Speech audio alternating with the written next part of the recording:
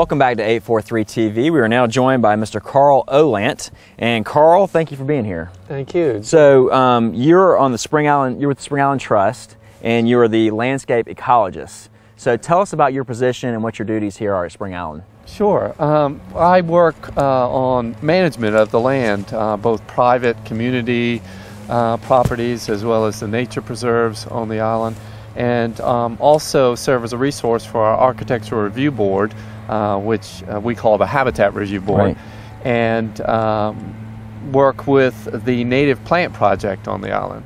So when you say landscape ecologist, does that mean that you know, any kind of landscape changes have to be approved and follow a certain guideline, or how does that work?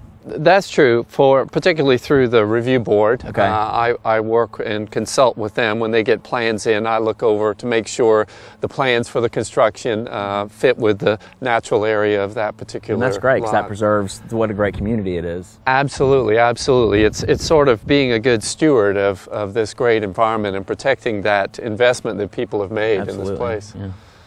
So Karl, what's involved in managing a nature preserve? Well, we fortunately actually have two 500-acre nature preserves on the island, so we try to promote diversity in those and manage them for that. So we might use prescribed burning in some of the forest areas. We do planting of trees and vegetation in fields. We do some bush hogging or mowing of areas, some timbering, and areas like the ponds and all on the island we will flood at certain times of the year and manage for fish and things like that. Like the one right behind us? Absolutely. Yeah, it's beautiful. Yeah, You've done a great job. Thanks. Can you tell us how you work with residents to, I know, you know, native plants and the natural environment is really important, Sure. and people coming from other areas aren't really familiar with the low country and how it is. How do you work with them? Well, it's a really important part of the island, because actually the privately owned property on the island, the lots are make up a third of the whole island. So if we're managing the whole island and the habitats on the island, that's a very important part of it.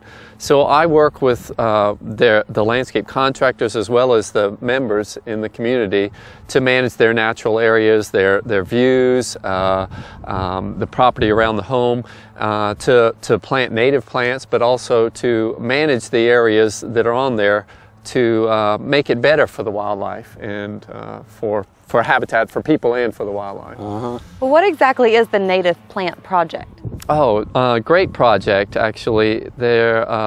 It started as a project whereby we could rescue plants from construction sites when the houses are going to be built. You know, unfortunately, something has to make room, right. So we would rescue those. And but it's evolved from that now. We've got a greenhouse and a nursery. We propagate plants from seed and divisions. We've got probably 70 volunteers. It's primarily run by volunteers, members of this community. And we've got over 100 species of plants we now grow, and 3,000 to 4,000 plants in the nursery. And we grow and sell those and use them on the island here, but we also have sales for the public to come and buy. That's a great idea. I always think about that, especially going down 278 with all this mass construction going on. I'm always like, can I take your ferns? I think that there's a million of them, yeah. You know, with all the construction going on. And I always wondered, you know, is there, I guess you guys, obviously, yes, there is a program out there where you almost recycle and upcycle and absolutely and inform. So that absolutely. It again, it protects and recycles that plant material and maintains that important aspect of the wildlife here on the island. So. And you know, as we talk about the native plant, why is that so important to you and to this community? Oh, yeah. Well, it's important to all of us. Not only for the aesthetics of it, our native plants are beautiful plants, but I talk about kind of three main reasons that they're important. One is sense of place. If you think about it, the plants in a place really tell you where you are. I mean, when you think of the low country of South Carolina, you think of what? Palmettos, live oaks, Spanish moss, things like that. It's plants that tell you where you are. Right. So we want to protect that sense of place. Then also there's the aspect of maintenance. When you're maintaining your landscape, if the plants are already adapted to this place, this climate, the soils, the rainwater that we get, there's going to be less maintenance involved in maintaining those, and we're all for less maintenance when it comes to that. And the third reason is because of wildlife and things like Tony's little surprises he brought for us, but you know, down to the insects that are adapted to eating the specific native plants that are here, the birds that feed on those insects and those plants. If we replace them with plants that aren't here, then the wildlife that's adapted along with those plants won't have anything to eat. Everything's connected. Absolutely. So and I asked Tony this, I'll ask you the same thing. This is such a magnificent place. What's your favorite part about working here? Oh, wow. Yeah, well, that it is such a beautiful place, but I love working here because of the environments, the diversity that's here, but because this is a place that attracts people who also love that.